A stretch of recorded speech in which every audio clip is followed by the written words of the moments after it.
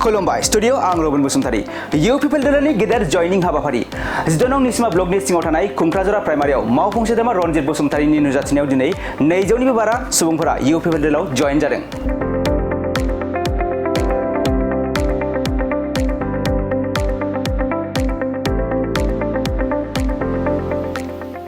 हाबाफारियाव बाहागो लानानै बिथां रनजित बसुमतारीया खौरांनि गेजेरजों माखासे बाथ्रा बुंथिदों।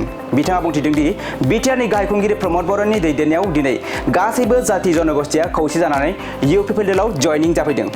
बिथां प्रमद बर'नि दैदेननायावनो शान्ति आरो खौसेथिखौ लाबोनो हादों, जायखौ 17 बोसोर बिपिएफनि समाव मोननो हायाखैमोन होनना बाथ्रा बुंथिदों बिथां रनजित बसुमतारीया। मानगिरि श्री प्रमद बर' बिथांनि दैदेननायाव इउ पिपल दोलोआव दिनै होंगो दोंगो बयबो गासैबो जाति जनगोष्ठीया खौसे जानानै जयेन जाफैदों। मानोना मानगिरि प्रमद बर' बिथांनि दैदेननायावनो जोंनि इउ पिपल सरकारा जोंनि बिटिसिआव जौगाथाय शान्ति आरो खौसेथि लाबोनो हादों, जायखौ थांनाय 17 बोसोर बिपिएफनि दिनाव मोननो हायाखैमोन। नंगौ 12 नं निसिमा ब्लक इउ पिपलनि जयनिं हाबाफारियाव बाहागो लानानै बिथां रनजित बसुमतारीया माखासे गोख्रों बाथ्रा बुंथिनायखौ नुनो मोन्दों। बिथाङा बुंबावदों दि थांनाय 17 बोसोर हाग्रामानि दैदेननायाव बिपिएफआ गासै 1623 नखरनोल' हानि पाट्टाखौ होनो हादोंमोन आरो जोंनि इउ पिपल सरकार सालायनायाव 50,000निबो बांसिन हानि पाट्टा होनो हाबाय आरो 3,66,000निख्रुइबो बांसिन हानि जेंनाखौ सुस्रांनो हाबाय होनना बाथ्रा बुंथिदों बिथां रनजित बसुमतारीया। बेनि अनगायैबो बिथां मावफुं सोद्रोमाया मा बाथ्रा बुंथिबावखो फै जों आबुङै मिथिना लानि।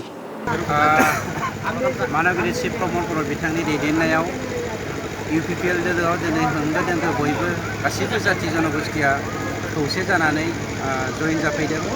मानोना मानगिरि प्रमद बर' बिथांनि दैदेननायावनो जोंनि इउ पिपल सरकारा जोंनि बिटिसिआव जौगाथाय शान्ति आरो खौसेथि लाबोनो हादों, जायखौ थांनाय 17 बोसोर बिपिएफनि दिनाव मोननो हायाखैमोन। अमाबैसानि हराव उन्दुना थायै थायै मानसिफ्रा मेंनाय मोनबायमोन, गिनाय मोन्दोंमोन, नाथाय दिनै सोराङाव थानो मोननानै पुर्निमानि अखाफोराव दिनै मोजोमसे अननाय मोननानै शान्ति मोननानै दिनै बयबो खौसेयै लैहोर लैहोर फैदों।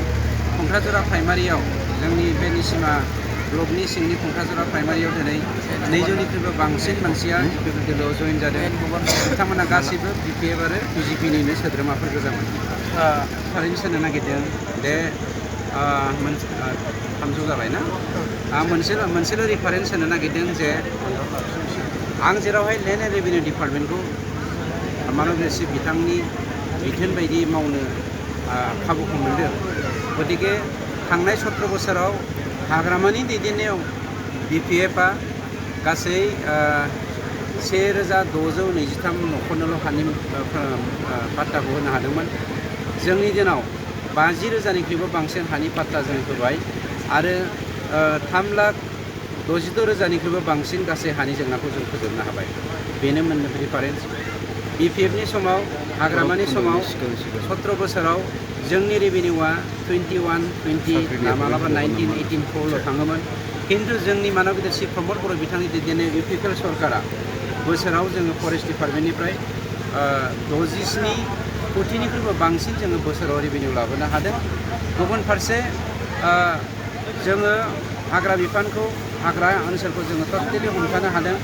मानो होनोब्ला मोनसे खोन्थाखौ नाय जे जोंनि दिनाव जोङो मोननै नेसनेल पार्क दानो हाबाय बा बानायनो हाबाय, जायनि गेजेरजों जोंनि हाग्रा ओनसोला संरैखा जानानै फैबाय। बेनि अनगायैबो दुखुनांथाव बाथ्राया जादों हाग्रामाया जोंनि मानसिफोर जाय 35 लाख मानसिया बेवहाय रायजो जानानै दङ, बिसोरनो हानि फोरमान बिलाइ होनो नागारै गावनि बिहावनि नामाव 3000 बिगा साहा बागान बानायनानै होदों।